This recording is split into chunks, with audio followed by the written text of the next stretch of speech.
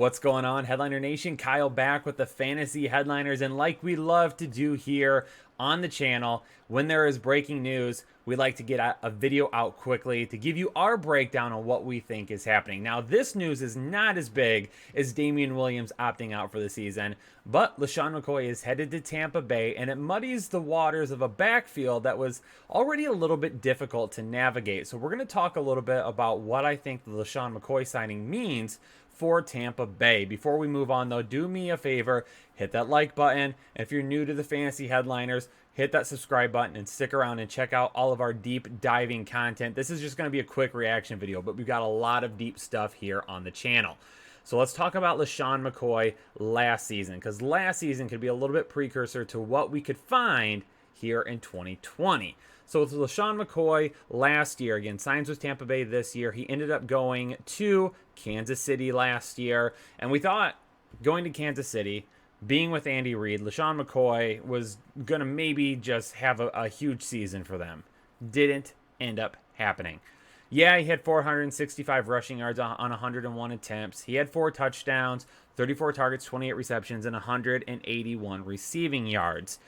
But as the season progressed, LeSean McCoy just did not look like himself. From week 9 through week 15, he only had one game where he averaged over 4 yards per attempt.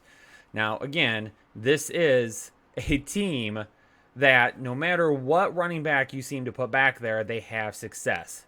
But LeSean McCoy couldn't find much success down the stretch last season. He only played one snap as well in the divisional round against Houston, and then he was inactive in the conference championship and the Super Bowl. LeSean McCoy went to Kansas City last year to reunite with Andy Reid, but to get himself a championship. He's at the end of his career. He wants to get a championship, and guess what? That's what he's doing down in Tampa Bay now. That's what this is to me. Tampa Bay needs a little bit of depth in the backfield, because they've got Ronald Jones. We've got our opinion on Ronald Jones. They've got Keyshawn Vaughn, who currently went on the COVID list. They have Dare Alawala Bing Bang, as we like to call him around here, and then adding LeSean McCoy today. They've got a few other names on the roster as well, but no names that really could step in and offer the type of leadership and the type of advanced understanding of the game that LeSean McCoy could. And that's why this signing is significant to me, is because they're bringing him in for depth. One thing that we've talked about all basically offseason at this point, and it's even come more and more to fruition over the last few days, is that we have a genuine concern about rookies this year.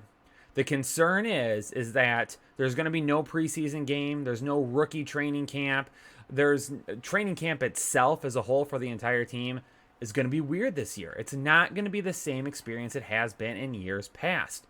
What happens if Keyshawn Vaughn takes a couple of weeks, right? We don't know. This virus affects everybody a little bit differently. Keyshawn Vaughn, yes, he's a healthy, young human being, and more than likely, he'll bounce back from this and be fine. But what if it hits him a little bit harder and he doesn't, get those negative tests right away? What if he ends up being out a couple of weeks? Well, now instead of having 4 or 5 weeks with the team, he's only going to have like 3 weeks. So that's my concern, is that they brought him in because Keyshawn Vaughn is already on the COVID list. Anybody else, Dare Alawala Bing Bang could end up there at any point in time. Ronald Jones could end up there at any point in time. What if Keyshawn Vaughn is on the COVID list for the next couple of weeks and Ronald Jones all of a sudden tests positive and now he goes on it? What if Dare Alawala Bing Bang goes on it and he's on it for a couple of weeks, and now you're down to maybe one veteran and then a couple, a few rookies and guys that aren't really going to help you do anything? That's why LeSean McCoy is in Tampa Bay. And I get it. A lot of people I've seen brought up on Twitter that, Bruce Arians brought in Chris Johnson when David Johnson was a rookie and played Chris Johnson quite a bit. Pump the brakes there for a second. David Johnson was a guy that, yes, Arizona believed in. That's why they drafted him.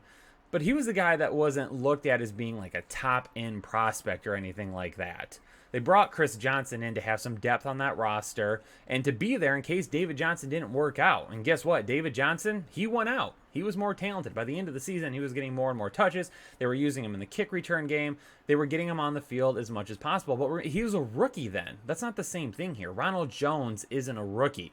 Dare Alawala Bing Bang isn't a rookie. These guys aren't rookies. Keyshawn Vaughn is, yes.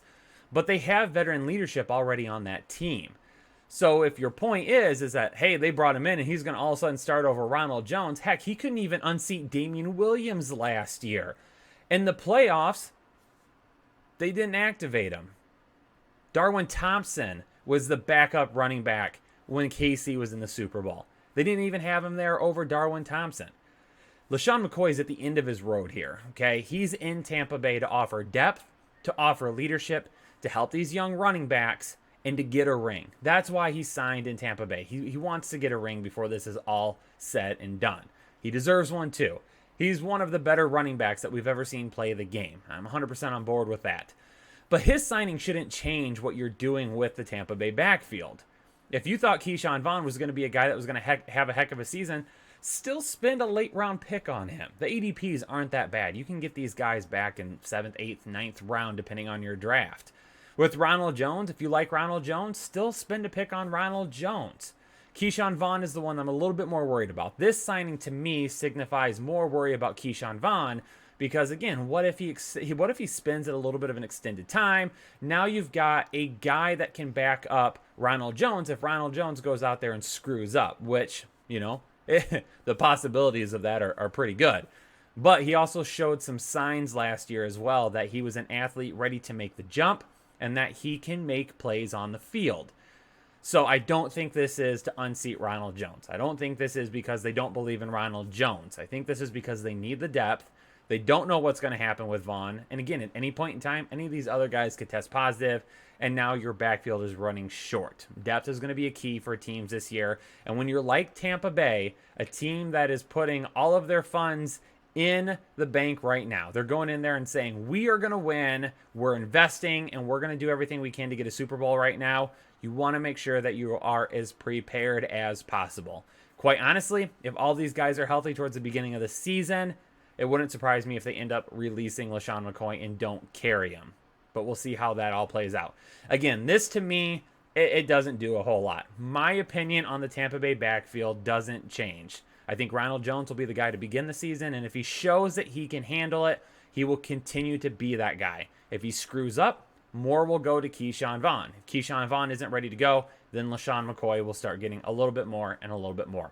But there you have it, Headliner Nation, my breakdown on the LeSean McCoy signing and what it could mean for Tampa Bay and your fantasy rosters. Again, do me a favor, hit that like button, hit that subscribe button, and let me know in the comments below what you're thinking about this signing.